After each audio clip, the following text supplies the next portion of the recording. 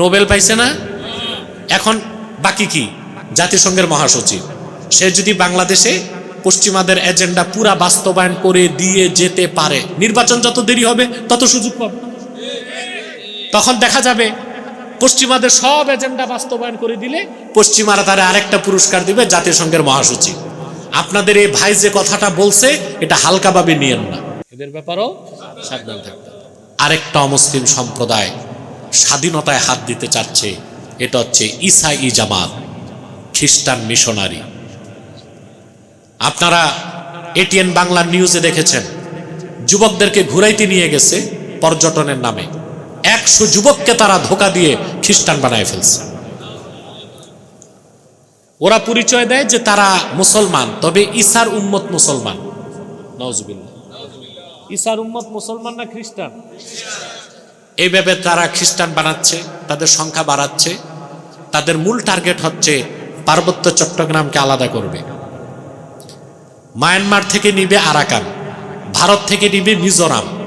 এটা পশ্চিমাদের master plan. তারপর একটা খ্রিস্টান রাষ্ট্র বানাবে। মুসলমান এটা যদি ইউনুস করে দিয়ে যেতে পারে, পশ্চিমারা তাকে আরেকটা পুরস্কার দিবে, জাতিসংঘের মহাসচিব বানায় দিবে। ঠিকটা তো না বুঝে কইছেন, বুঝে কোন ঠিক কিনা? নোবেল পাইছে না? এখন বাকি কি? জাতিসংঘের মহাসচিব সে যদি বাংলাদেশে পশ্চিমাদের এজেন্ডা পুরা বাস্তবায়ন করে দিয়ে যেতে পারে, নির্বাচন যত দেরি হবে তত সুযোগ পাবে। তখন দেখা যাবে পশ্চিমাদের সব এজেন্ডা বাস্তবায়ন করে দিলে পশ্চিমারা তারা আরেকটা পুরস্কার দিবে, জাতিসংঘের মহাসচিব। আপনাদের এই ভাই যে কথাটা বলছে এটা হালকাভাবে নিয়েন না। যদি এখনই সচেতন না হন, বাংলাদেশের একটা অংশ খ্রিস্টান রাষ্ট্র হয়ে যাবে। এক সাগর রক্তের বিনিময় হলেও তা হতে দেওয়া হবে না। সেজন্য ঐক্যবদ্ধ থাকতে হবে। ঐক্যবদ্ধ হবেন কেমনে? 5 তারিখে সব একসাথে লড়াই করছেন, জালেম সরাইছেন, এখন নিজেরাই লাগছে। আমি আব্বাসের কোনো পলিটিক্যাল ইন্টেনশন নাই। আমার একটাই কথা, আল্লাহ দিনের স্বার্থ রক্ষা করতে হবে, দিনদারের স্বার্থ রক্ষা করতে হবে, দেশের স্বার্থ রক্ষা করতে হবে। এটা হচ্ছে আমার পলিটিক্যাল স্ট্যান্ড। এটা আমি করে যাচ্ছি, বলে যাচ্ছি। আপনি কিভাবে গণভোট দিতে যাবেন? এই সনদের মধ্যে আল্লাহর উপর পূর্ণ আস্থা ও বিশ্বাসের যে কথা ছিল, জিয়াউর রহমান যে কথাটা 1977 সালের 30শে মে গণভোটের মাধ্যমে তৎকালে যে সংবিধানকে স্বীকৃতি দিয়েছিলেন, সেখানে এই কথাটা লেখা ছিল, রাষ্ট্রের মূলনীতি হবে মহান আল্লাহর প্রতি আস্থা ও বিশ্বাস। বর্তমান সনদে সেটা বাদ দেওয়া হয়েছে। অর্থাৎ এই সনদ যদি পাশ হয়, তাহলে সংবিধান থেকে আল্লাহর প্রতি আস্থা ও বিশ্বাস এই মূলনীতি বাদ দেওয়া হবে। যতক্ষণ পর্যন্ত সনদকে জাল মুক্ত করা না হবে, ততক্ষণ পর্যন্ত এই দেশের মানুষ গণভোট দিতে যাবে না কেন্দ্রে। মূলটা বাদ দিয়া ঝগড়া চলতেছে, গণভোট কবে হবে? গণভোটের আগে যে কি করতে হবে এইটা করো। সংবিধান পরিবর্তন করলো, বিসমিল্লাহির রহমানির রহিম বদলানো যাবে না। আল্লাহর প্রতি আস্থা ও বিশ্বাস এই মূল নীতি থেকে সংবিধানকে সরানো যাবে না। যদি তা করা হয়, জাতি তা মেনে নিবে না। গণভোট মানে এই না যে যা গণভোটে হবে আর বদলানো যাবে না। গণভোট আগে হয় নাই?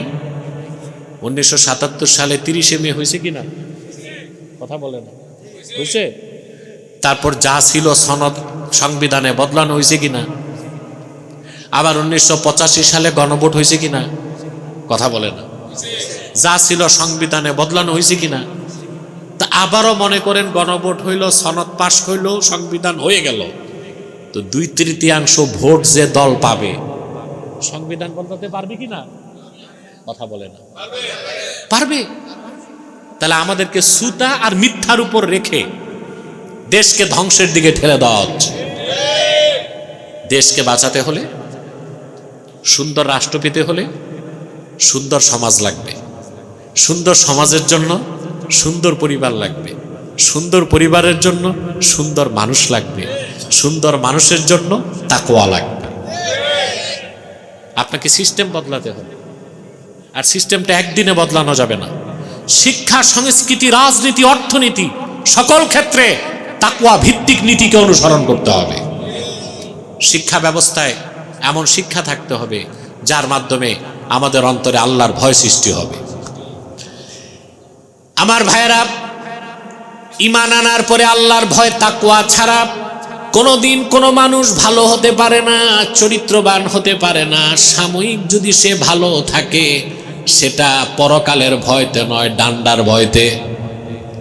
সুযোগ পেলেই চুরি করবে, কথা বলেন। আর আল্লাহর ভয়তে যে খারাপ কাজ ছাড়ে, ওরে বাংলাদেশ ব্যাংকের লকার খুলে দিল, 1 টাকা পকেটে নিবে না, নিবে? কারণ আল্লাহর ভয় এখানে কি করবে, তাকে প্রোটেক্ট। সুবহানাল্লাহ, বাধা দিবে। হযরত ওমর রাদিয়াল্লাহু তাআলা আনহুর ছেলে আব্দুল্লাহ ইবনে ওমর, তিনি একদিন মক্কা শরীফে হাঁটতেছেন, চেঞ্জ করে দেন, দেখেন পাহাড়ের উপর থেকে এক রাখাল বকরি নিয়ে নামতেছে, অনেকগুলো বকরি। আব্দুল্লাহ ইবনে ওমরের পছন্দ হয়েছে, তো রাখালকে বললেন, বিনি শাতাম মিনাল গানাম, একটা বকরি আমার কাছে বিক্রি করো। রাখাল বলল, হুজুর এটা পারবো না, এটার তো মহাজন আছে, আমার কাজ হচ্ছে নিয়ে আসা, ফিরিয়ে নেওয়া, বিক্রির এজাজত নাই, আমি এই হারাম কাজ করতে পারি না। আব্দুল্লাহ ইবনে ওমর রাদিয়াল্লাহু তাআলা আনহুমা তার তাকওয়া যাচাই করতে চাইলেন। তিনি বললেন, একটা বকরি বিক্রি করে টাকাটা পকেটে রেখে দাও, তোমার মালিক যখন ধরবে তুমি বলবা একটা বকরি বাগে খেয়েছে।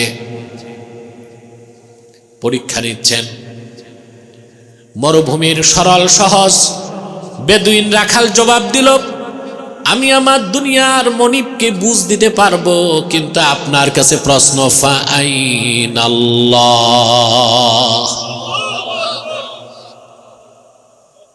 আল্লাহর চক্ষু ফাঁকি দিব কেমনে? আল্লাহ তো দেখতেছেন। আব্দুল্লাহ বিন ওমর বুঝলেন, মরুভূমির এই বেদুইন রাখালটার অন্তরেও পূর্ণ মাত্রায় আল্লাহর ভয় আছে, বলেন সুবহানাল্লাহ। এইরকম ভয় যদি আমাদের মধ্যে থাকতো, আমরা কি ঘুষ খাইতাম? ফাইল টাকায় দুর্নীতি করতাম? যারা চাঁদাবাজি করতেছে চাঁদাবাজি করতো? আহা, চাঁদাবাজি কত জুলুম! মানুষকে দেখবেন চোর পাইলে মারে, মেরে ফেলে না, আর ডাকাত পাইলে মেরে ফেলে। তার কারণ হচ্ছে, চোর তো চুরি করে বেহায়ার মতো, 2-4টা খাইয়া দৌড় দেয়। ডাকাত হচ্ছে ডবল অপরাধ, ডাকাতি আবার জুলুম। আমার দৃষ্টিতে চাঁদাবাজরা হচ্ছে চোর এবং ডাকাতের চেয়ে নিকৃষ্ট। নেক্সট সুরতে তারা ডাকাতি করছে, চুরি করছে। আল্লাহর ভয় যার অন্তরে আছে সেটা করতে। আপনারা সারাটি নারায়ণগঞ্জে এমন একটা ইউনিয়ন খুঁজে পাবেন না যেখানকার কোনো না কোনো লোক নারায়ণগঞ্জের আদালতে দৌড়ায় না। কেন দৌড়ায়? জায়গা নিয়ে দ্বন্দ্ব। দুইজনই মামলা করতেছে, দোনোজন জানে কে ঠিক কে বেঠিক, কিন্তু মিথ্যা মামলা দিয়া প্রতারণা করছে। বিচার আচারে মানুষ ঘুষ খায় আপনাদের দেশে। দুর্নীতি শুধু মন্ত্রী আর সচিবরা করে না, গ্রামগঞ্জে পঞ্চায়েত কমিটি দেদারসে খায়। থোতায় ছটাক দাঁড়িয়ে আছে, মাথায় টুপি আছে, নামাজ পড়ে বের হয়, মাগরিবের পর বের হয়, এশার নামাজের আগে বিচারে বসে 2 দিক থেকেই খায়। এগুলো নাই তো কোরবানপুরে?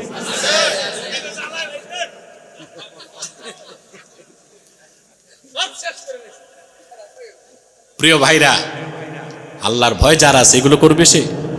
কথা বলে না। এই অন্যায় করবে, এই কাজ করবে?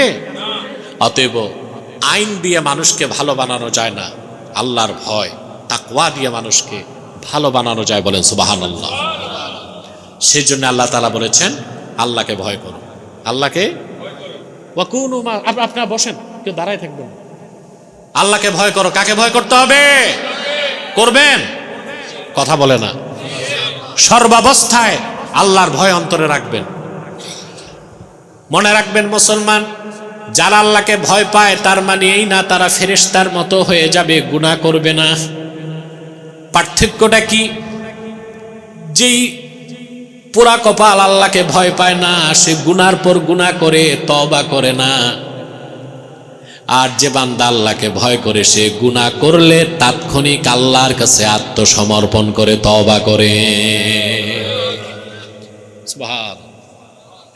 আল্লাহর ভয় জান নাই, ও তো গুনার কাজকে গুনাই মনে করে না। গুনাহ মনে করে সে মজা পায় গুনার কাজে। কি পায়? মজা পায়, আনন্দ পায়। দেখবেন আপনাদের দেশে বিয়ে শাদীতে খুব ডিজে পার্টি হয়। ডিজে পার্টিতে যে বদমাশিগুলো হয়, যারা করতেছে ওরা কি গুনাহ মনে করে? পাশ দিয়া যে হেঁটে যায় শয়তানের ওয়াসওয়াসায় যদি গান বাদ্য একটু শোনেও আল্লাহর ভয় আছে তার মধ্যে, মসজিদে যে এসে আল্লাহর কাছে ক্ষমা চাই। ঠিক কিনা? ভালো হতে হলে তাকওয়ার কোনো বিকল্প নাই।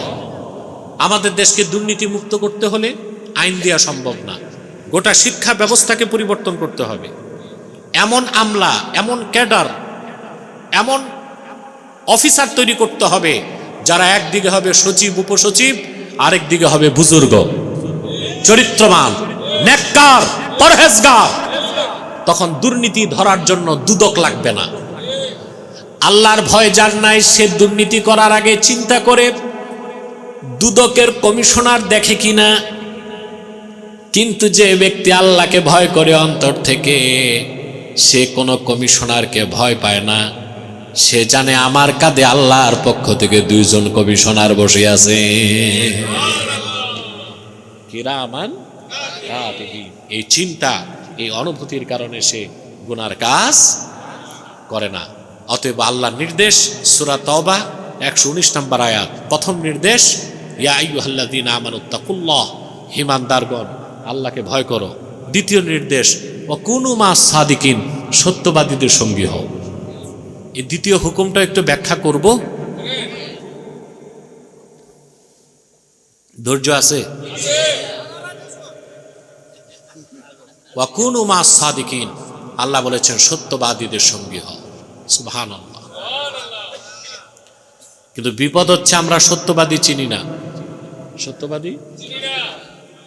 সত্যবাদী কারে বলে তাও তো বুঝি না। বুঝি যেমন আমরা কথায় কথায় বলি ভদ্রলোক হিন্দু বটে কিন্তু সত্যবাদী। যার ঈমান নাই বাবা সত্যবাদী হয় কেমন করে? ঈমান ছাড়া কোনো মানুষ কিয়ামত তক সত্য কথা বললেও তাকে সত্যবাদী সার্টিফাইড করা যাবে না। সত্যবাদীর পূর্ব শর্ত হচ্ছে ঈমান। কি লাগবে? যদি কোনো অমুসলিম সত্য কথা বলে সত্যবাদী সার্টিফাইড করা যাবে না, বলা হবে তার কথাটা সত্য, কিন্তু সত্যবাদী বলা যাবে না। সত্যবাদী হতে কি লাগবে? ঈমান। সুবহানাল্লাহ বলবেন না? সূরা তাওবার 119 নম্বর আয়াতে আল্লাহ বলেছেন ওয়া কুনু মাস সাদিকিন, সত্যবাদীদের সঙ্গী হও। সত্যবাদী কারা? স্বয়ং আল্লাহ তাফসীর করে দিয়েছেন সূরা হুজুরাতে। আল্লাহ পাক বলেন ইন্নামাল মুমিনুনা আল্লাযীনা আমানু বিল্লাহি ওয়া রাসূলিহি সুম্মা লাম ইয়ারতাবু ওয়া জাহাদু বিআমওয়ালিহিম ওয়া আনফুসিহিম ফি সাবিলিল্লাহি উলাইকা হুমুস সাদিকুন। আল্লাহ পাক বলেন প্রকৃত মুমিন তো তারাই যারা ঈমান এনেছে আল্লাহর উপর, ঈমান এনেছে মুহাম্মদ সাল্লাল্লাহু আলাইহি সাল্লামের উপর। সুম্মা লাম ইয়ারতাবু, অতঃপর ইসলাম ও ঈমানের কোনো বিষয়কে সন্দেহ করল না। এটা অনেক কঠিন কথা। আমাদের সমাজে এমন অনেক মানুষ দেখবেন মুসলমান পরিচয় দিচ্ছে, নামও মুসলিম, হজও করছে, দাড়িও আছে, টুপিও আছে, 5 ওয়াক্ত নামাজও পড়ে, কিন্তু ইসলামের অনেক মৌলিক জিনিস বিশ্বাস করে না। যেমন ইসলামী রাষ্ট্র ব্যবস্থাকে বিশ্বাস করে না। মনে করে 1500 বছর পরে ইসলামী রাষ্ট্র ব্যবস্থা দিয়া কি আধুনিক দেশ চলতে পারে? তার মানে ইসলামের প্রতি তার সন্দেহ আছে। কি আছে? শরিয়া আইন, কোরআন সুন্নাহ শরিয়া আইন দিয়া দেশ নিরাপদ হতে পারে। আইনের শাসন কায়েম হতে পারে এই বিশ্বাস নাই। মনে করি আধুনিক যুগে চুরি করলে হাত কাটবো, জেনা করলে পাথর বর্ষণ করব, তা কি হয়? তাহলে বোঝা যাচ্ছে তার দাড়ি টুপি ঠিক আছে, কিন্তু ইসলামের প্রতি পূর্ণ বিশ্বাস। এ লোকটা সাদিকুন না কাজিবুন? মুনাফিকুন। সে কি? মুনাফিকুন। আল্লাহ পাক বলেছেন সুম্মা লাম ইয়ারতাবু, অতঃপর ঈমান ও ইসলামের কোন বিষয়কে সন্দেহ করল না। ওয়া জাহাদু বিআমওয়ালিহিম ওয়া আনফুসিহিম ফি সাবিলিল্লাহ, অতঃপর আল্লাহর পথে জান এবং মাল দিয়ে লড়াই করলো। আল্লাহ পাক বলেন উলাইকা হুমুস সাদিকুন, তারাই সত্যবাদী।